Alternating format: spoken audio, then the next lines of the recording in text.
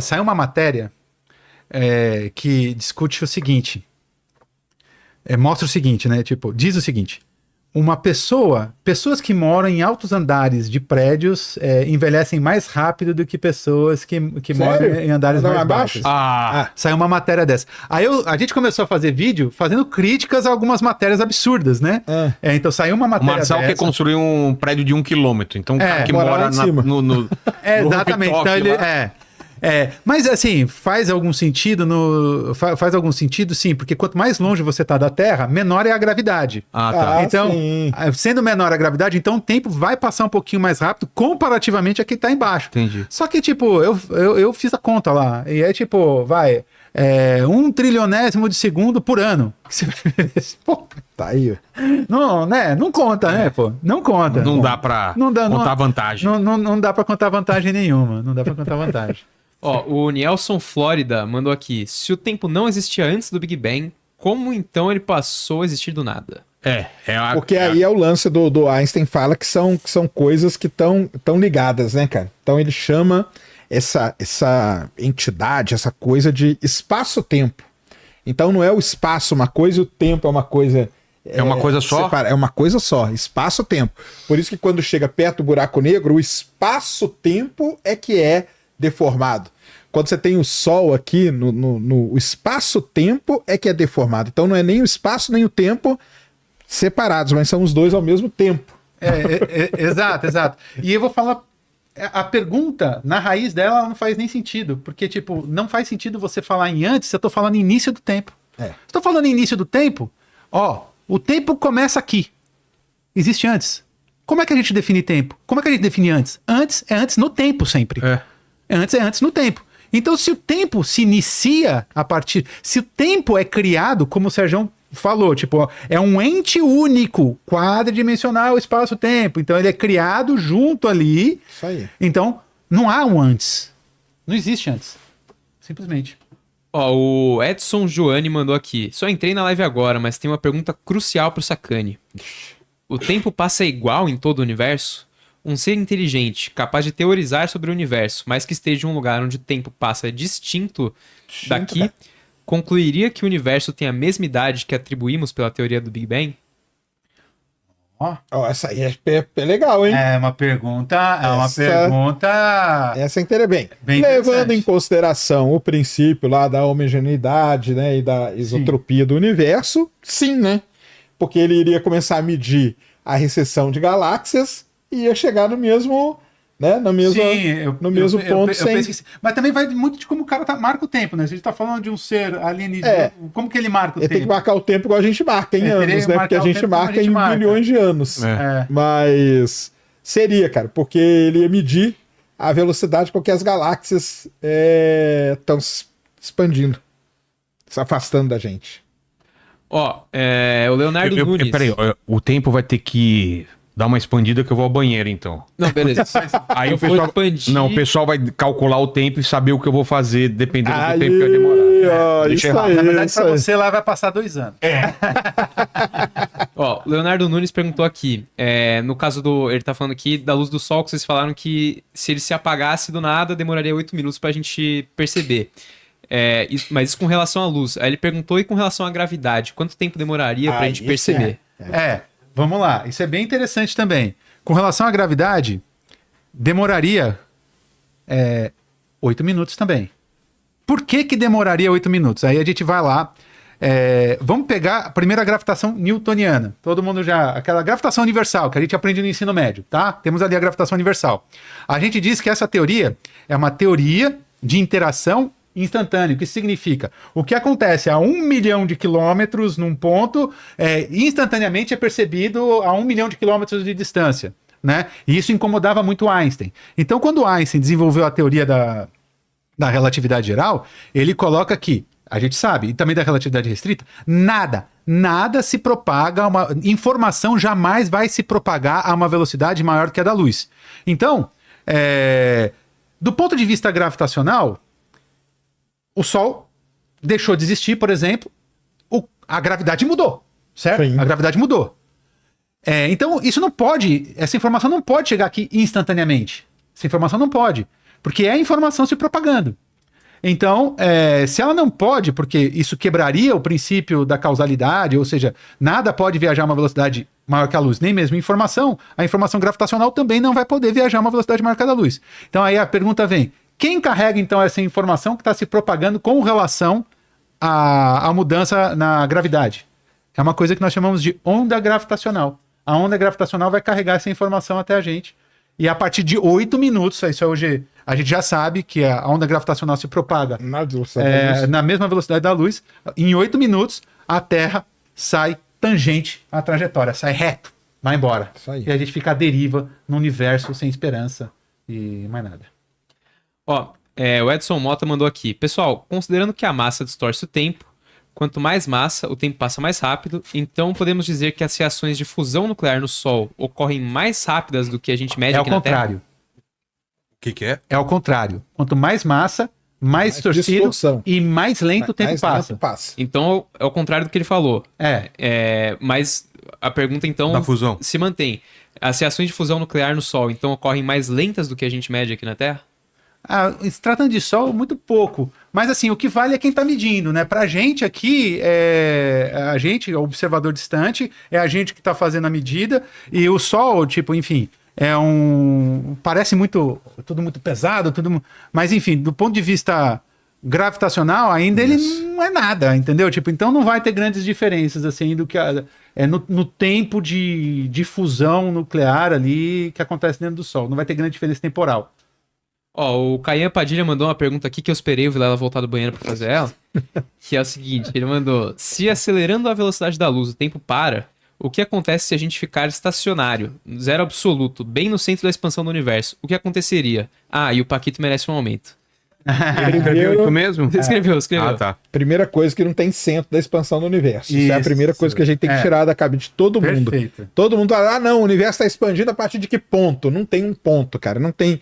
é aqui, ó, é do lado da estrela Arcturus, aqui da onde não existe. É como se fosse isso. um balão que você está enchendo? Exatamente, é como se fosse um balão. É a melhor exemplificação que a gente tem. Imagina, põe lá, faz umas estrelinhas, o universo bidimensional ali, seria isso. Tem um centro ali? O universo é naquela superfície. Não tem centro. Então é isso aí. O universo é isso. Não tem centro da expansão. E isso está diretamente relacionado a uma coisa que ele chama de princípio cosmológico, né? Princípio cosmológico. Mas enfim. Aí qual que é a outra aí? Que é o que...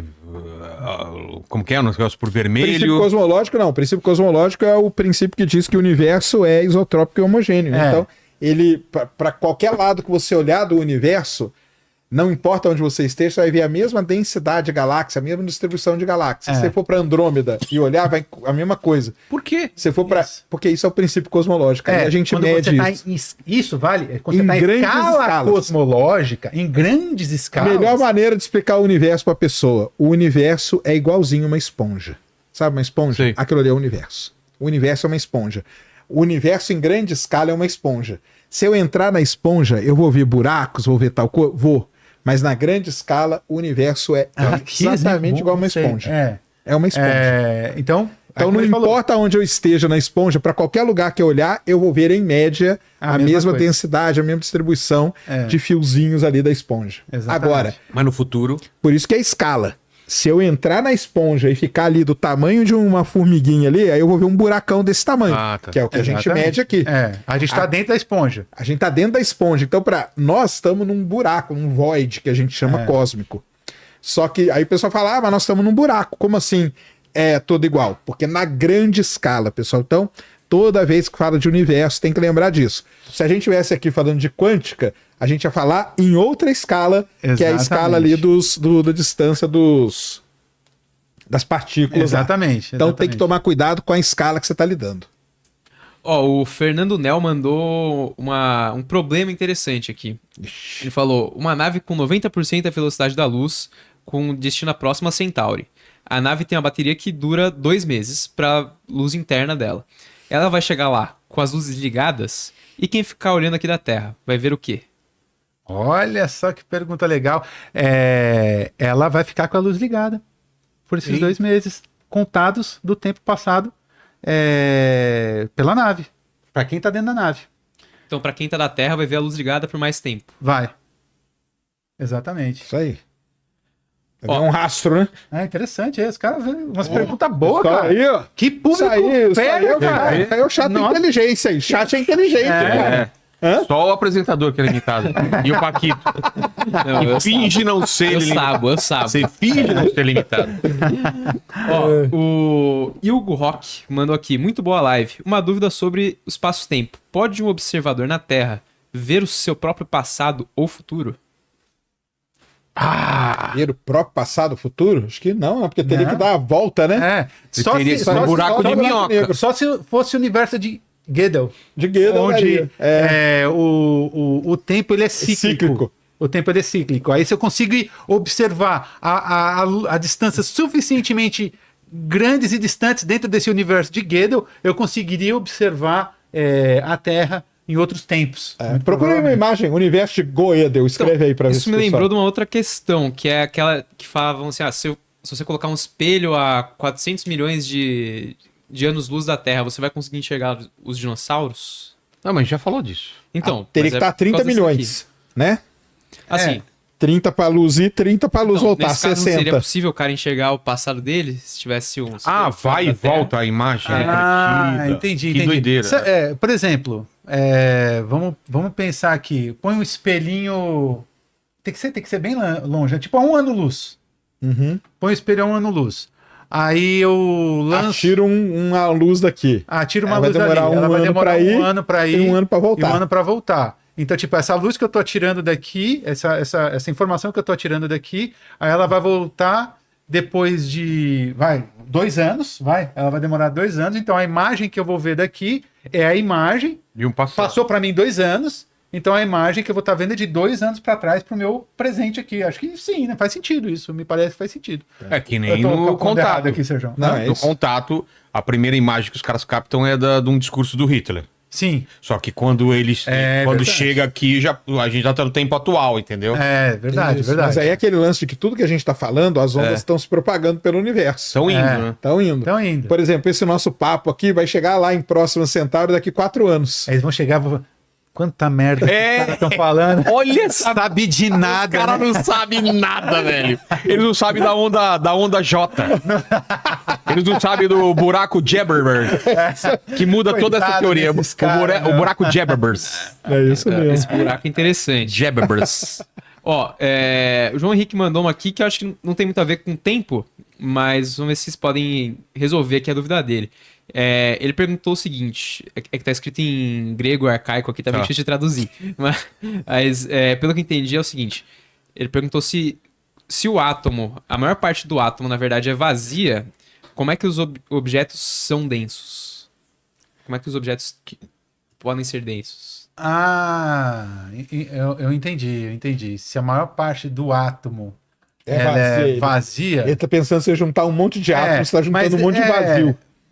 Cara, é vazio dentro de uma escala Isso aí, que é é escala. quântica, né? Na É uma escala questão de quântica ele escala. pode ser, isso aí.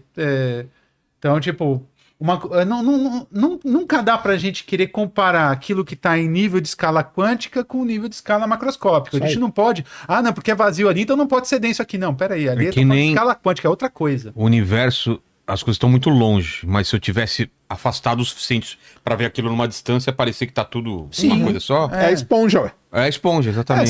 Você quer uma coisa, por exemplo, como isso que você tá falando é bacana? Vai pra um lugar assim, onde o céu é maravilhoso, tipo, você consegue enxergar a faixa do centro da galáxia. É. Quando você olha, você vai olhar, tipo, a impressão que a gente vai ter é que Tem uma nuvem. densidade de matérias gigante. É. Mas, meu, Você põe um pontinho de telescópio outro ali, você vai ver que já tem distância. milhares de anos-luz, Isso. um pontinho do outro que parece estar do lado pra gente aqui, né? Exato. Ó, o Hernande Brandão, ele mandou, boa noite, Sérgio. Explica o que seria um motor de dobra espacial e como ele se encaixa nesse contexto. Dobra Ele espacial. dobra o espaço. Ele o lance dobra o espaço-tempo, cara. É aquilo ali, ó, que é o motor de dobra. Ah, tá. Ele vai abrindo buracos de minhoca. Ele eu acho dobra. que sim, eu já ouvi falar disso aí, só Ele que eu nunca dobra parei pra o espaço. estudar. tempo Mas pra eles têm pendurar. dobra 5, dobra 6, né? Aí eu não entendi. Aí é o... Não, mas aí é não, outra é o ARP, coisa. né? Aí é o ARP. O ARP eu não lembro qual que Aí a é ideia. é outro conceito. Mas o de dobra espacial é você dobrar o espaço-tempo e poder viajar de um ponto para o outro rapidamente. Basicamente buracos de minhoca. Um buraco né? de minhoca, é isso Buracos mesmo. de minhoca. Ó. E tem a teoria nos livros lá da fundação do Asimov, que eles trabalham com gravidade, né? Gravidade e antigravidade. Gravidade e antigravidade. As naves, elas usam a gravidade para se movimentar, né? Isso aí é o sonho da propulsão de foguete, cara. Desenvolver um isso aí motor antigravitacional. Exato. Mas Ele pra anula, né? Você só vai não faz anulando. nada, ele só Mas vai... aí tem uma coisa que é muito interessante, tem muito interessante. Quebra com relação regra? a isso. Não quebra regra nenhuma, né? Mas na verdade hoje a gente não tem previsto nem do ponto de vista teórico, porque a manipulação, veja, a gente tem algumas forças fundamentais. Vou falar aqui, por exemplo, da eletromagnética. A gente de alguma forma consegue manipular a força eletromagnética. A gravitacional a gente não consegue manipular. Isso aí. Então, Por quê? porque a gente não consegue, ainda do ponto de vista teórico, primeiro, a gente não tem um entendimento claro ainda sobre o que é gravidade, e a gente ainda parece estar distante de uma teoria de unificação, onde a gente. Sonho. Que é o sonho Que é que a encontrar gente. uma partícula da gravidade. Teoria do tudo? Encontrar partícula, que seria encontrar partícula da gravidade, que seria tipo a quantização da gravidade. Quando a gente conseguir encontrar isso, aí vai ser um primeiro passo para a gente começar a entender Quando ou se? Hã? Quando a gente encontrar o se? Eu acredito num quando. Ia Eu ser acredito, demais. eu acredito num quando. Mas estamos longe ainda. Porque tem o seguinte, o pessoal não entende, das 4 forças, a gravidade é a mais fraca de todas. Sim. Por isso que ela só é verificada em grandes Em grande escalas, escala, né? Entendeu? Exatamente. Por isso que, por exemplo, a gente quer resolver matéria escura, que tá ligado com a gravidade, a gente tem que ver bilhões de galáxias, ver 10, 15, isso aí não adianta nada, tem que ver o universo muito longe. Ou em aglomerado de galáxia que a gente verifica as velocidades e tal. Então, por conta disso, porque a gravidade é a força mais fraquinha. Você não consegue verificar ela. Exatamente. E aí tem outro ponto que o Sérgio falou, que é o seguinte, tipo, quando a gente fala ali em quantizar, encontrar a partícula fundamental da gravidade, a gente já tem, por exemplo, no caso do eletromagnetismo, a gente tem o fóton. Isso. O fóton, então você tem luz, a luz a gente sabe que é composta por fótons, que é a partícula fundamental associada a esse tipo de interação. Então, existe teoricamente o que a gente chama de graviton. O fóton foi descoberto quando? O fóton foi... Antes do Einstein, ou não? É o comportamento lá, né? Na verdade, o fóton, a descoberta do fóton foi com o Einstein no efeito fotoelétrico, quando ele descobre ali que a luz pode ter um comportamento corpuscular, e ele diz que luz, ele diz que ele quantiza a luz em pequenos pacotes de energia, que ele não chamou ali de fóton, ele chamou de quantum de energia, e aí só mais pra frente que ficou conhecido como fóton. Então foi o Einstein. Então, fóton é uma partícula de luz. É uma a gente partícula ainda de não luz. tem a medição de uma partícula de gravidade. De gravidade. Que é o graviton que a gente chama. Né? Tem? Não. Nome? Tem nome. Tem Teórico. Por uma coisa que é teórica, só que nem teoricamente a gente consegue prever ainda. Exatamente. Porque a gente não consegue, que a gente chama de, como foi feito com o campo eletromagnético ali, a gente diz que a gente quantizou o campo eletromagnético em fótons. Sim. E a gente consegue observar isso e tudo mais. Então a gente Agora o fez sonho é quantizar a gravidade em partícula. em partículas. Que seria o graviton. Só que a gente não consegue fazer isso nem teoricamente ainda. Tá. Então, quando a gente fizer isso teoricamente, aí a gente Abre uma porta. aí a gente abre e aí a gente começa a enxergar e começa a estudar meios de como de Detectar. fato, detectar o Depois vai ter que graviton detectar. e manipular a gravidade de tal forma que permita. Nossa, ia mudar totalmente o mundo, Ia né? mudar tudo. Isso aí Ia era mudar prêmio tudo. Nobel na mesma hora. Exatamente. Então até no mesmo dia. Então, esse é um outro ponto, assim. E aí que uma vez um cara me perguntou, né? Tá, você acredita que um dia a gente vai se tornar numa civilização tipo intergaláctica? Olha, eu acredito na capacidade humana do desenvolvimento de tecnologia. Então, tipo, eu acredito que se a gente tiver tempo, a gente consegue, por exemplo, criar mecanismos para, por exemplo, para criar motores de propulsão que permitam a gente chegar a velocidades que são frações da velocidade da luz, que esse é o canal para a gente se tornar uma civilização intergaláctica. Agora, o que me parece é que hoje a gente tem tecnologia suficiente para destruir o mundo quantas vezes? Com as bombas 100, atômicas. 200... E uma coisa que o Sérgio sempre fala também da questão dos efeitos climáticos, né? Que sempre tá ali, tá batendo nessa questão e tal. Então a gente tá se mostrando muito mais capaz de... São os grandes filtros, né? De autodestruição do que se tornar uma... Mas se a gente conseguir e tiver noção de como ter ter essa consciência e criar e nos dar tempo para desenvolver essas coisas todas, eu acredito que a gente chega lá.